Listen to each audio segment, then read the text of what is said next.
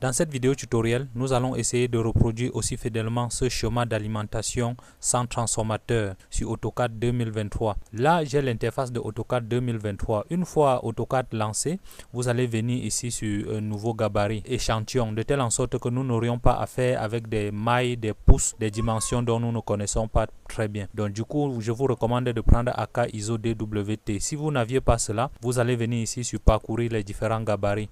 Donc une fois là, vous allez reprendre AK ISO. Là, vous allez cliquer sur ouvrir. La toute première commande, c'est de vérifier les unités d'insertion. Là, du coup, vous allez taper UI sur le système et puis valider entrée. Donc nous allons dessiner en décimale avec une précision de 4 chiffres après la virgule et les unités d'insertion sera le millimètre. D'accord, voilà. Et puis nous allons cliquer sur OK. Donc nous allons switcher de part et d'autre de ce schéma JPG qui a été filmé avec le téléphone en classe vers l'interface de AutoCAD. Donc nous allons partir tout d'abord dessiner ce premier point. Donc pour moi ça peut être un anneau. Donc un anneau, du coup nous allons venir ici prendre l'outil cercle. Donc je vais cliquer sur outil cercle ou bien en tapant la commande cercle. Donc je vais spécifier un point là. Donc je vais entrer les dimensions de ce cercle. Donc je vais taper 0.1. Donc c'est tellement petit, je peux cliquer, je peux tourner la molette de la souris plusieurs fois pour pouvoir voir, vu que nous allons dessiner ça vraiment à l'échelle. Donc voilà les dimensions. Le second élément serait de tracer la ligne qui va partir de ce point de connexion vers là. Donc je vais prendre ce quadrant. Donc à ce niveau, donc je vais spécifier une distance de 1 mm. Donc il suffit de taper 1 et puis je valide. D'accord, voilà ça, je fais clic droit, entrée. D'accord, nous allons dessiner la résistance que vous avez vu tout à l'heure à côté là. Donc nous avions déjà tracé ce premier point, je vais dessiner cette résistance. Donc du coup, je vais prendre toujours la commande ligne. Je peux taper L pour ligne, je valide entrée. Donc je vais spécifier un point là. Donc je vais spécifier une distance de 0.5. Je tape tabulation pour spécifier l'angle. L'angle sera de 60 degrés. Je valide entrée. Donc voilà la chose qui vient de se placer. Donc je peux faire clic droit, entrée. Donc je vais sélectionner et puis taper la commande miroir. Pour faire le miroir, je dis entrée. Donc je vais spécifier là. Cliquer là et puis descendre. Je me rassure bel et bien que le mode auto est verrouillé. Donc je peux cliquer ici. Vous pouvez taper la touche F8 pour pouvoir reprendre. Donc voilà ça. Supprimer l'autre élément. Là je dis non. Et du coup nous pouvons faire la copie de cet élément. D'accord, je peux taper CP pour copier. D'accord, je valide entrée. Donc je vais spécifier le point de base là. Et puis je vais venir accrocher là. Je vais accrocher 3 fois. Donc je peux dire comme ça. D'accord, clic droit, entrée. Et du coup, vu que la résistance est déjà bonne, je vais sélectionner tous ces éléments et déplacer et mettre au bon endroit. Là, je vais taper DP pour déplacer, entrée. Donc je vais spécifier le milieu de ce point et puis je vais venir accrocher là. Donc du coup, voilà l'élément. Et puis cette branche pour moi n'est pas tellement nécessaire vu que je vais achever par de l'autre côté. Donc je vais taper effacer, quand je vais taper valider entrée. Et du coup, je vais prendre cette petite branche encore pour faire une copie afin de faire l'autre branche de la résistance. Je copie et puis je viens accrocher à ce niveau. D'accord, c'est bon. Je vais couper les traits qui sont de trop là qui ne me servent pas. Du coup, je vais taper la commande ajuster. Donc toutes ces commandes, vous pouvez toujours les reprendre là. Donc voilà la commande ajuster là. Puis je vais couper l'élément qui est de trop, qui ne me servent pas. Et un temps de mouvement, voilà la résistance que nous venons de reproduire. Et si vous jetez un coup d'œil, c'est bel et bien ce que nous avions esquissé à la main. Le second élément maintenant serait de reprendre encore cette résistance, mettre 2 fois. Donc du coup, je peux sélectionner et puis je tape la commande CP. Je spécifie un point de base là et puis je viens accrocher à ce niveau. Donc c'est où je vais faire la jonction afin de tracer le condensateur qui sera en haut là. Donc voilà ça. Et puis je vais tracer le condensateur un peu au-dessus de ça. Et les dimensions du condensateur, je vais entrer tout à l'heure. Je tape L pour prendre la commande ligne. Je valide OK. Donc nous allons d'abord tracer à côté avant de déplacer pour pouvoir poser au bon endroit. Je spécifie un point et puis je monte. Je me rassure bel et bien que le mode auto est bel et bien activé. Les distances du haut, je vais taper 0.6. Je valide entrée. Donc je peux cliquer comme ça puis je dis là. Donc ça c'est la première branche de ce condensateur. Je vais sélectionner et puis faire la commande décaler. Donc du coup je peux taper DC. Donc il va me demander de spécifier le pas. Donc je vais dire un pas de 0.25. D'accord, je valide entrée. Donc je mets de ce côté. Donc voilà un condensateur qui vient d'être fait. Vu que les composants auront les mêmes dimensions de patte, je peux sélectionner cette patte et puis je tape la commande copie ou bien CP. Donc je peux toujours venir ici, cliquer sur copier Donc vu que je vous ai déjà fait beaucoup de tutos sur les raccourcis clavier, je préfère que nous utilisions les raccourcis clavier afin d'aller plus vite. Donc voilà un peu ça. Je peux encore faire la copie. Je prends le point de base à ce niveau et puis je viens poser quelque part là. Donc nous allons déplacer maintenant afin de poser quelque part ici. Donc du coup je vais sélectionner et puis je vais dire déplacer. Je vais pouvoir repérer le milieu de ce condensateur.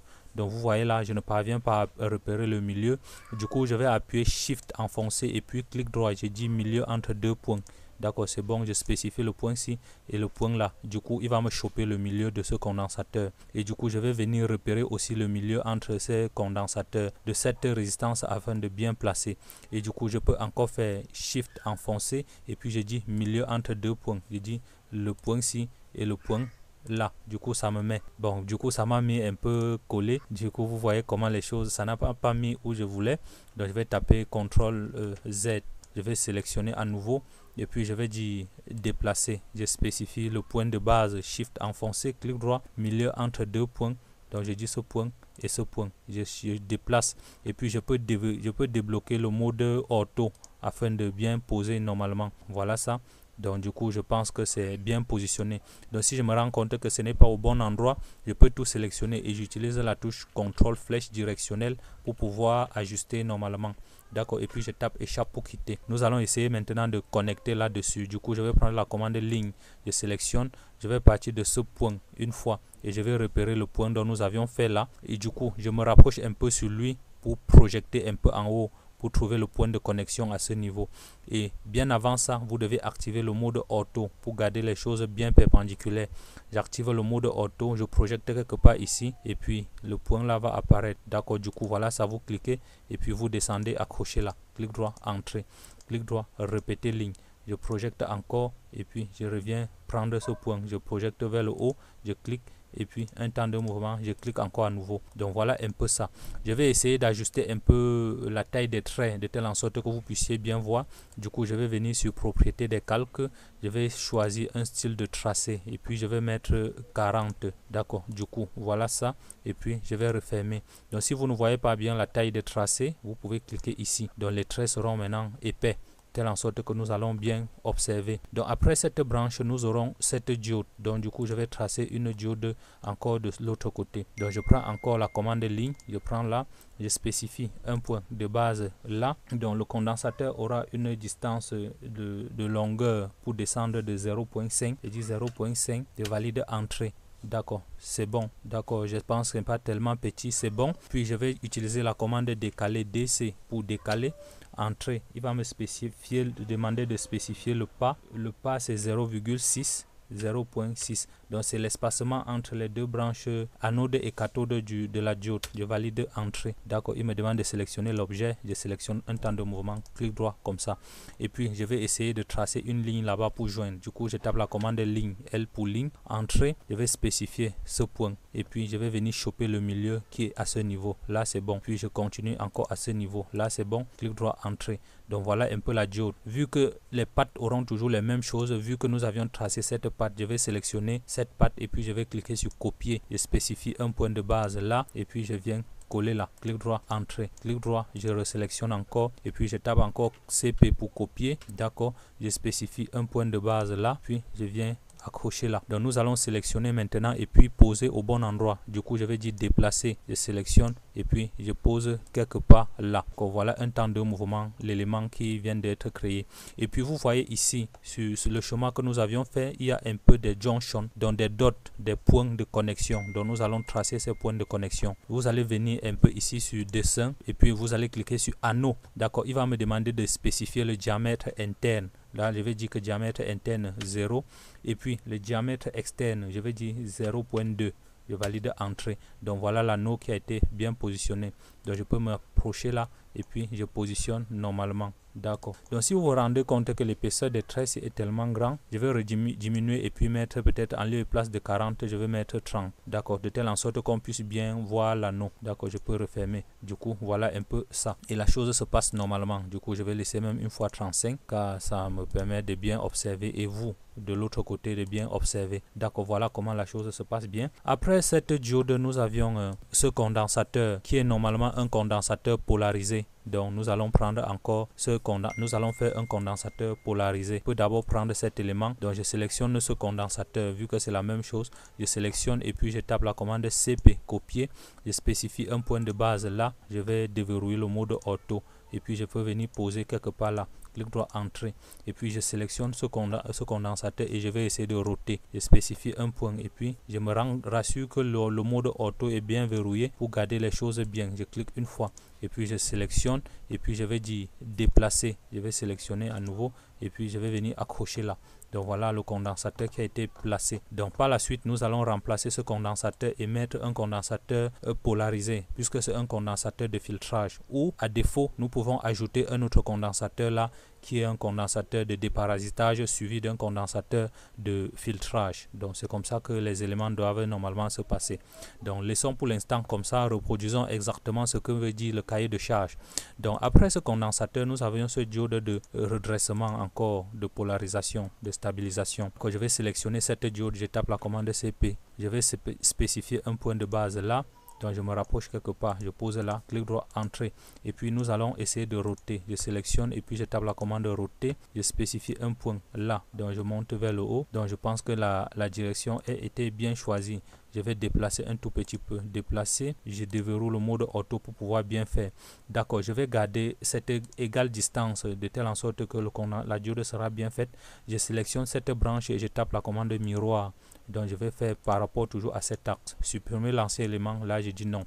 Et du coup je vais déplacer cette diode posée là-bas. Donc du coup je vais laisser comme ça, vu que la diode n'a pas les mêmes dimensions. Je vais utiliser déplacer la touche CTRL plus flèche directionnelle pour le faire. Puis nous allons mettre le terminal de la tension de sortie. Je clique là, je fais miroir de cette branche. Là je clique là, entrée, supprimer l'autre élément, là je dis non. Vu que le terminal de sortie là c'est la même chose, je vais sélectionner cet anneau, je clique copier et puis je vais prendre le point de base là et puis je vais venir là. D'accord, c'est bon. Je fais clic droit entrée. Puis nous allons faire la même chose de ce côté. Donc du coup je vais projeter la ligne ici et du coup je vais relier maintenant. Je prends la commande ligne, donc je vais prendre le point de base là, je vais approcher là et je viens choper ce point qui est là. Je peux projeter un tout petit peu. Donc je me rassure que le mode auto est bel et bien verrouillé. Si tel n'est pas le cas, vous ne pouvez pas bien accomplir cette tâche. D'accord, clic droit entrée. D'accord, et puis je vais repositionner encore l'autre. Clic droit répéter ligne. Je prends là et puis je projette quelque part là. Clic droit entrée. D'accord, c'est bon.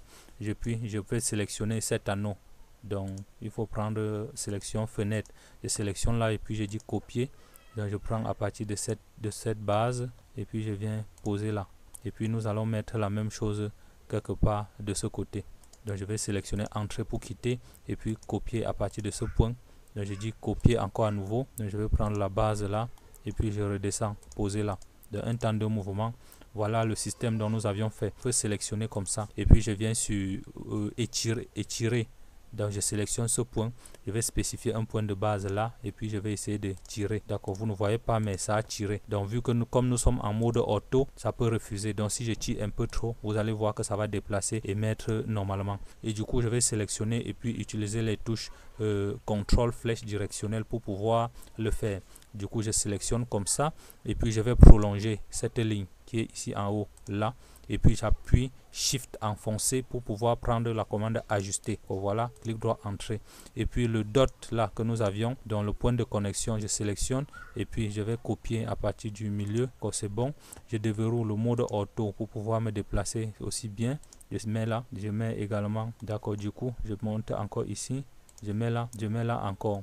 Donc je pense que là nous avions terminé le schéma et que les choses sont normalement bien. Donc nous allons maintenant ajouter du texte sur notre projet. Pour pouvoir ajouter le texte, je vais prendre un texte multiligne. Je vais cliquer une fois. Je vais venir mettre d'abord ici en bas. Je sélectionne un point et j'agrandis où mon texte va se situer. Voilà, lorsque la fenêtre va s'ouvrir, donc nous aurons en sortie là une tension 12 volts. Sélectionne, donc V majuscule, espace. Donc je sélectionne tous les éléments et puis je vais centrer le texte dans la zone. D'accord, c'est déjà bon et puis je vais cliquer ailleurs. Donc je me rends compte que mon texte est tellement grand. Je vais sélectionner à nouveau, et puis en lieu et place de mettre 2.5, nous allons mettre 0.2. Vous voyez là, ça a redimensionné, et du coup je peux redimensionner la zone si je veux. Là du coup nous allons laisser comme ça, et puis je vais déplacer à partir de ce point et puis venir poser quelque part là. Je sélectionne le texte, contrôle flèche directionnelle. Donc je vois là, si je jette un peu un coup d'œil, c'est bel et bien 12 volts.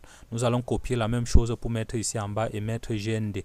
Vu que nous avions déjà un texte préformaté, donc je vais sélectionner et puis taper la commande copie. Quand je spécifie un point de base, je mets là, coller les différents textes avant de venir éditer.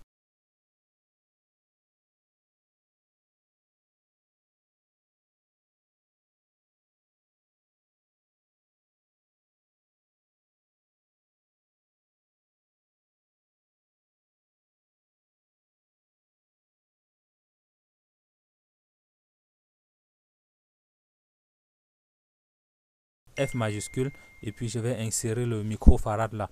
Donc pour insérer le microfarad, vous allez venir ici sur symbole, quelque part ici en haut, et puis dans symbole vous allez prendre autre, vous allez rester sur l'onglet système. Dans système vous allez prendre micro, sélectionner et puis vous dites copier.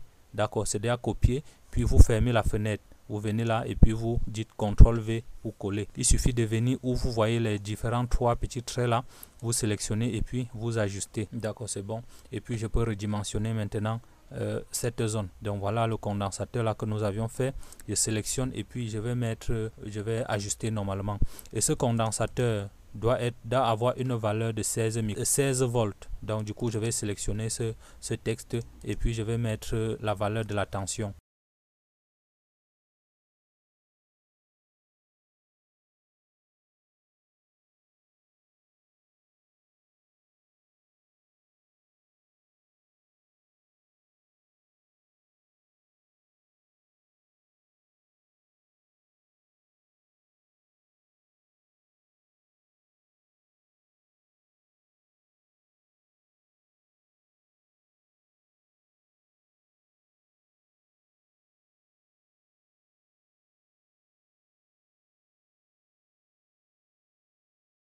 D'accord, je vais prendre la commande ligne, je vais me rapprocher un tout petit peu, comme ça, je sélectionne et puis je garde les choses bien orthogonales, je garde le mode ortho bien activé, je clique une fois, clic droit, entrée, clic droit, répéter la commande ligne, je spécifie un point là, donc je déverrouille le mode ortho, donc je peux basculer un peu de ce côté, il n'y a pas besoin que ce soit très précis, je valide, clic droit, entrée, et puis je sélectionne et je vais faire le miroir de ce côté, de cette ligne.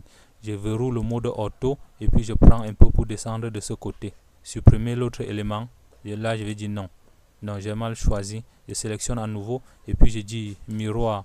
D'accord, je vais prendre pour descendre comme ça. Ok, d'accord, c'est bon. Échec et bam, ça a pris. D'accord, voilà un peu ça. Je clique là et puis je vais sélectionner et puis déplacer. D'accord, je mets là normalement, je mets échappe pour quitter. Donc je pense que là nous venons de terminer notre schéma. Donc je peux zoomer un tout petit peu et puis nous allons mettre le nom, le nom de la figure. Donc je peux dire que là c'est figure 1, 2 points, alimentation, 12 volts DC sans transformateur. D'accord, vous voyez là que nous n'avions pas besoin d'un transformateur pour produire de la tension. Du coup je peux cliquer ailleurs, je sélectionne et puis j'utilise la flèche directionnelle pour pouvoir centrer le schéma, et du coup je peux sélectionner même ça comme c'est un titre, je peux sélectionner tout le texte et puis je vais changer en lieu et place de mettre 0,3, nous allons mettre 0,4.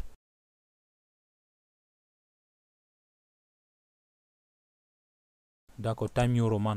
Donc là c'est bon, j'agrandis un peu, un tout petit peu jusqu'à trouver le bon endroit. D'accord, je vois là, c'est correct.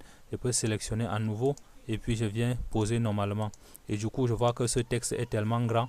En lieu et place de laisser 0,5, nous allons laisser 0,35. Échappe pour quitter. Et puis je sélectionne encore complètement le texte pour redimensionner la zone du titre normalement. D'accord, là c'est bon. Je sélectionne et puis clic droit, flèche directionnelle. Si nous voulons lancer peut-être une maille ici à l'intérieur, l'outil cercle, je sélectionne un élément. D'accord, ce que je fais là, c'est il peut avoir une multitude de façons de faire et puis je peux tracer. Je déverrouille le mode auto. D'accord, c'est bon, c'est un trait de guide et puis je vais taper la commande ajuster. Ajuster autant pour moi, ajuster et puis je vais couper cette zone. Clic droit, entrée. vu que ce trait était de guide, je peux supprimer. D'accord, et puis je peux prendre la commande ligne, encore à nouveau, je peux faire quelque chose comme ça, clic droit entrée, et puis je prends encore clic droit répéter ligne, je fais encore la même chose là. Donc vous voyez que des choses que nous ne pouvons pas faire dans Proteus, nous pouvons le faire sur AutoCAD avec plaisir. D'accord, du coup je peux sélectionner là, je peux taper la commande copie. Donc je prends un point de base là, je mets comme ça, clic droit entrée, et puis je double clic, et puis je veux mettre là à l'intérieur maille 1, ou bien je dis loop 1, loop. Donc disons normalement, donc je vais mettre maille 1. D'accord, c'est bon. Vous voyez comment AutoCAD fait des choses que Proteus ne peut pas faire. Donc faire ce genre de design sur Proteus, ça ne peut pas être possible. Le plus souvent, lorsque vous voyez des livres avec des choses faites de façon professionnelle, c'est avec un logiciel pro comme AutoCAD qu'on peut faire ce genre de choses. Donc voilà un peu un temps de mouvement, notre élément fait. Pour pouvoir performer ça encore beaucoup plus bien, nous aurions dû créer un calque pour des différents éléments. Et du coup, je vais vous montrer comment créer les calques. Je vais cliquer là une fois et puis je vais venir cliquer ici. Peut-être là pour ajouter un nouveau calque, je peux faire Alt N pour ajouter un nouveau calque. Là, je vais mettre un calque du nom de texte. Et puis la couleur, je vais choisir une couleur, peut-être cette couleur verte. Là, je vais dire OK. Donc le reste, je vais laisser par défaut comme ça. Et puis je vais prendre encore un autre calque. Là, je n'ai pas besoin. Donc je vais sélectionner tous ces textes que nous avions placés. Et puis nous allons placer dans le calque texte comme nous avions créé.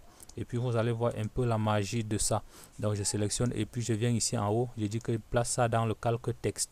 D'accord, ceci est tellement avantageux. Si à un moment donné, nous ne voulions plus voir ces textes, nous n'avions plus qu'à venir ici verrouiller. Et nous pouvons également ajuster la couleur, peut-être changer et mettre quelque chose comme nous voulons. D'accord, je peux cliquer là et je mets quelque chose de ce genre.